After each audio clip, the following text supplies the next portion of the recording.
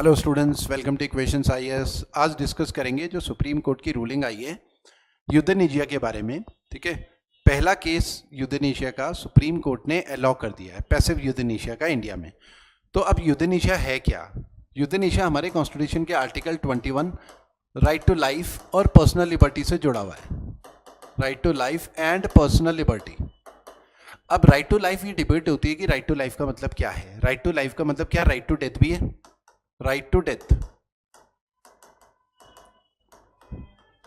Supreme court की पहले की जो रूलिंग्स हैं उसमें क्लियरली बोला है right to die with dignity. ठीक है, हर किसी को मरने का अधिकार है डिग्निटी के साथ। अब यहाँ पर राइट टू डेथ जो है इसको हम अलग अलग उसमें देख सकते हैं। ये दो तीन चीज़ें जो एग्जाम में ज़्यादा पूछी गई हैं, अलग अलग तरीके से पूछी गई हैं, इसको थोड़ा ब्रीफ में डिस्कस करेंगे, समझने की कोशिश करेंगे कि क्या है। राइट टू डेथ में ही पहला अगर हम रिलेटेड बोले तो एक तो सल्ले खाना है या संतरा, और संतरा भी बोलते हैं। एक तो ये थोड़ा सा ब्रीफ में डिस्कस करेंगे, सल्ला खाना या संतरा। दूसरा जो अभी न्यूज़ में रहा है यूथनेशिया, इसको भी हम डिस्कस करेंगे। और कैपिटल पनिशमेंट, कैपिटल पनिशमेंट, ये दोनों काफ़ी न्यूज़ में रहते हैं, ये तो जस्ट अभी न्यूज़ में है। ठीक है, अब देखिए सल्ले खाना या संतरा क्या है। ये जैन रिलीजियस प्रैक्टिस है। इस जैन रिलीजियस प्रैक्टिस में क्या होता है कि जैसे फास्ट अनटू डेथ, खाना पीना छोड़ देना जैन रिलीजियस प्रैक्टिस है, पूरा त्याग देना खाना पीना। फिर उसे त्यागने के बाद जब हम खाना पीना त्याग देंगे तो डेथ अपने आप ही हो जाएगी। ठीक है, तो उसे हम सल्ले खाना या संतरा कहते हैं। ठीक है, ये जो जैन रिलीजियस प्रैक्टिस है इसके ऊपर राजस्थान की हाई कोर्ट ने एक बार रोक लगा दी थी कि राइट टू लाइफ का मतलब राइट टू डेथ बिल्कुल ना समझे। ठीक है, तो वो अलाउ नहीं है, तो इसके ऊपर रोक लगा दी गई थी संतरा के ऊपर। लेकिन फिर सुप्रीम कोर्ट में अपील की गई थी, तो सुप्रीम कोर्ट ने सल्ले खाना या संतरा अलाउ किया था इंडिया में। तो संतरा या सल्ले खाना जो है ये इंडिया में अलाउड है।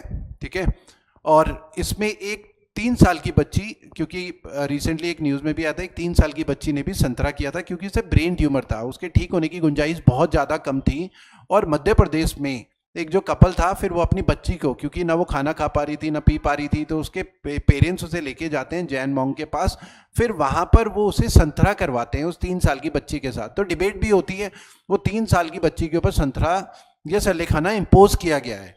ठीक है, तो ये एक डिबेट होती है। फिर ये भी बात होती है कि भाई वो इतने पेन में थी, ना वो खाना खा पा रही थी ना पी पा रही थी, तो उसकी लाइफ भी एक हेल की तरह थी, तो इससे अच्छा उसे बेटर है कि मुक्ति मिल जाए। ठीक है, तो एक तो ये इसका एक एस्पेक्ट है राइट टू डेथ का। दूसरा यूथनेशिया जो है, यूथनेशिया की अगर हम बात करें तो इसको 2 तरीके से, मर्सी किलिंग भी बोलते हैं। देखने का तरीका जो है, मर्सी किलिंग मतलब यहां पर ये हो गया कि कोई भी इंडिविजुअल वो इतना बीमार है कि उसके ठीक होने के चांसेस बहुत ही कम है या है ही नहीं, ना के बराबर है, अब वो ठीक ही नहीं हो सकता। ठीक है, अब वो जब ठीक ही नहीं हो सकता और वो इतना पेन में है, तो इससे अच्छा उसे मुक्ति दे दो। तो बेसिक कॉन्सेप्ट ये है कि कोई भी इंडिविजुअल बहुत ज़्यादा पेन में है, उस डॉक्टर्स ने मना कर दिया है कि अब तो भैया इसके ठीक होने की गुंजाइश बहुत ही, भगवान से प्रार्थना करो बस, ये तो ठीक हो ही नहीं सकता, लेकिन वो पेन में है, वो खुद ही कह रहा, हो सकता है वो खुद ही कहे कि ये भगवान मुझे उठा ले, ठीक है, मुझे मार दे, या तो ठीक कर दे या तो मार दे, कुछ भी हो सकता है। अलग अलग मेंटल स्टेट बहुत ज़्यादा खराब होती है, तो हर दिन एक ना पनिशमेंट की तरह होता है जब लोग पेन में होते हैं।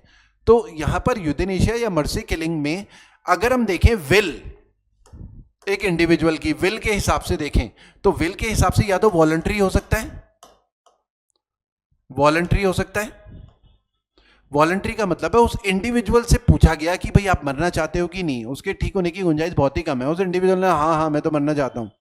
ठीक है, तो उसे बोलते हैं वॉलंटरी। उस इंडिविजुअल ने बोला कि हाँ मैं मरना चाहता हूं। ठीक है, एक होता है इनवॉलंटरी। इनवॉलंटरी, इनवॉलंटरी का मतलब है उसने बोला नहीं मैं जिंदा रहना चाहता हूं, लेकिन उसकी विल के अगेंस्ट उसे मर्सी किलिंग दे दी गई, उसके विल के अगेंस्ट, क्योंकि डॉक्टर ने बोला वो ठीक नहीं हो सकता, लेकिन उसने बोला मैं तो जीना चाहता हूं, उसके विल के अगेंस्ट उसे मर्सी किलिंग दे दी गई। या फिर नॉन वॉलंटरी।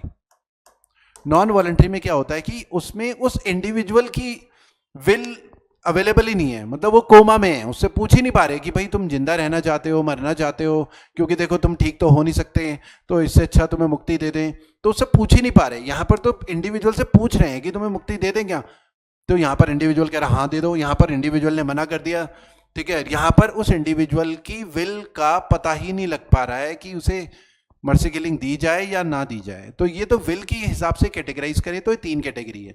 वरना अब मर्सी किलिंग जब हम करते हैं तो उसके भी 2 मेथड है मोटा मोटा, एक तो एक्टिव यूथेनेशिया और एक passive euthanasia, active and passive.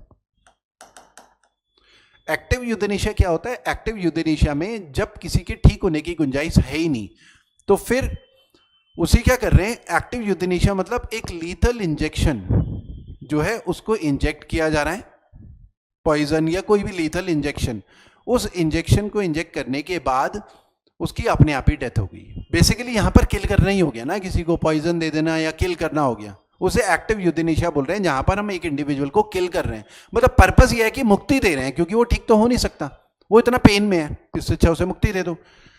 Passive euthanasia क्या होता है? पैसिव यूथेनेशिया में हम क्या कर रहे हैं, लाइफ सपोर्ट सिस्टम हटा रहे हैं, किसी भी इंडिविजुअल का लाइफ सपोर्ट सिस्टम वो रिमूव कर रहे हैं। मतलब वो आईसीयू में था, ऑक्सीजन मास्क लगा हुआ था, वो हटा दिया, उसे दवाइयां बंद कर दी, उसका इलाज बंद कर दिया, तो लाइफ सपोर्ट सिस्टम हटाया तो उसकी डेथ हो गई।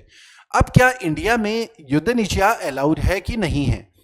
तो देखिए, इसको लेकर एक केस था अरुणा शानबाग का 1973 में, ये बहुत पॉपुलर रहा। अरुणा शानबाग ये मुंबई के एक हॉस्पिटल में नर्स थी और इसका ना सेक्सुअल असॉल्ट हुआ था अरुणा शानबाग का, और सेक्सुअल असॉल्ट के बाद ये वेजिटेटिव स्टेट में चली गई थी। वेजिटेटिव स्टेट मतलब कोमा में चली गई थी स्टेट, और ये लगातार कोमा में रही 42 इयर्स तक, 42 साल तक, 42 इयर्स तक कोमा में रही। कोर्ट में केसेस भी चले कि अरुणा शानबाग को मर्सी किलिंग दे दी जाए या यूथेनेशिया दे दिया जाए, ठीक है। तो सुप्रीम कोर्ट ने अलाउ नहीं करा, केस चलता रहा चलता रहा चलता रहा, वो 42 इयर्स तक कोमा में रही, ठीक है। ये काफी ज्यादा न्यूज में भी रहा, डिबेट भी होती थी मर्सी किलिंग के ऊपर, यूथेनेशिया के ऊपर, कि भाई यूथेनेशिया में अरुणा शानबाग को यूथेनेशिया दे दिया जाए कि नहीं दे दिया जाए, क्योंकि वो इतना पेन में है, वो बोल भी नहीं पा रही है, वो कोमा में है, इससे अच्छा उसे मुक्ति दे दो। तो 2015 में अरुणा शानबाग की नेचुरल डेथ हो जाती है। Supreme court passive euthanasia Aruna Shanbaug के लिए अलाउ करता ही नहीं है। लेकिन 2018 में 2018 में passive euthanasia supreme court allow कर देता है। हालांकि अरुणा शानबाग की डेथ 2015 में ही हो जाती है, ठीक है, 2015 में ही अरुणा शानबाग की डेथ हो जाती है, और सुप्रीम कोर्ट 2018 में पैसिव यूथेनेशिया अलाउ करता है under strict guidelines of court.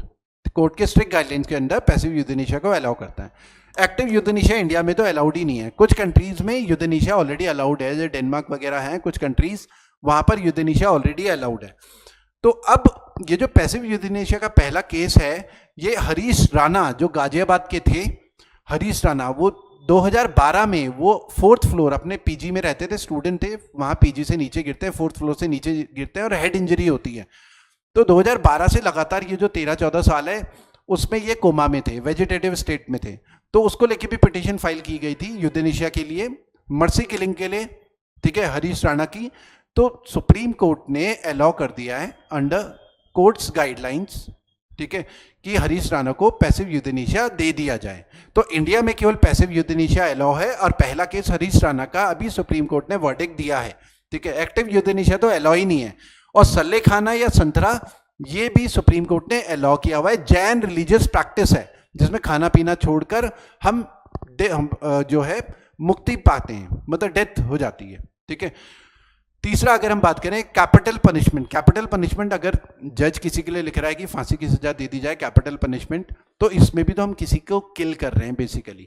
तो जब हम इसमें किसी को किल कर रहे हैं तो डिबेट होती है, क्या किल करने से चीजें ठीक हो जाएंगी समाज की, क्योंकि हम उसे पनिशमेंट क्यों दे रहे हैं, उसने कोई क्राइम किया है, हीनियस क्राइम किया है, ठीक है, रेयरेस्ट ऑफ द रेयर होगा, इस वजह से ही उसे कैपिटल पनिशमेंट दी गई है, ताकि एग्जाम्पल सेट हो और डिटेरेंस का काम करे, वो डिटेरेंस का काम करे समाज में। तो जब वो डिटेरेंस का काम करेगा तो बाकी लोग फिर ऐसा हीनियस क्राइम करने से डरेंगे, ठीक है। तो ये भी कैपिटल पनिशमेंट भी कई बार डिबेट होती है। कई लोग बोलते हैं कैपिटल पनिशमेंट देने से डेटा ये कहता है कि क्राइम जो है वो कम नहीं हुआ है, क्राइम तो बढ़ ही रहा है, तो कोई फायदा है नहीं कैपिटल पनिशमेंट देके। कुछ लोग बोलते हैं कि भाई लाइफ इंप्रिजनमेंट रखो, कैपिटल पनिशमेंट को खत्म करो। कुछ लोग बोलते हैं कि नहीं, डिटेरेंस का काम करता है, कैपिटल पनिशमेंट तो देनी है। फर्स्ट फीमेल अगर हम बात करें इंडिया में, शबनम अली, जिसे कैपिटल पनिशमेंट मिली है, 2008 का केस था। उस शबनम अली ने क्या करा था, अपनी 7 फैमिली मेंबर्स को मार दिया था, छोटे बच्चे तक को, अपनी भैया भाभी उन सबको जहर दे दिया था, ठीक है, अपने लवर के लिए, क्योंकि उसके घर वालों ने उसे अलाउ नहीं करा जो लव मैरिज है उसके लिए, तो उसने अपनी फैमिली का ही मर्डर कर दिया था। उसे कैपिटल पनिशमेंट हुई थी, यूपी की जेल में बंद है, अभी तक उसे फांसी नहीं दी गई है, ठीक है। तो ये 3 चीजें हैं जो राइट टू लाइफ से जुड़ी हुई। राइट टू लाइफ से राइट टू डेथ की भी डिबेट होती है, तो ये 3 चीजें हैं जिसे हम कह सकते हैं कि इससे रिलेटेड क्वेश्चंस एग्जाम में कई बार आए हैं, ठीक है। एक एनालिटिकल आपकी स्किल्स होंगी तो आप बेहतर तरीके से आंसर्स लिख पाएंगे, यूथनेशिया से भी रिलेटेड, सल्ले खाना या संथरा से भी रिलेटेड और कैपिटल पनिशमेंट से भी रिलेटेड। Thank you students.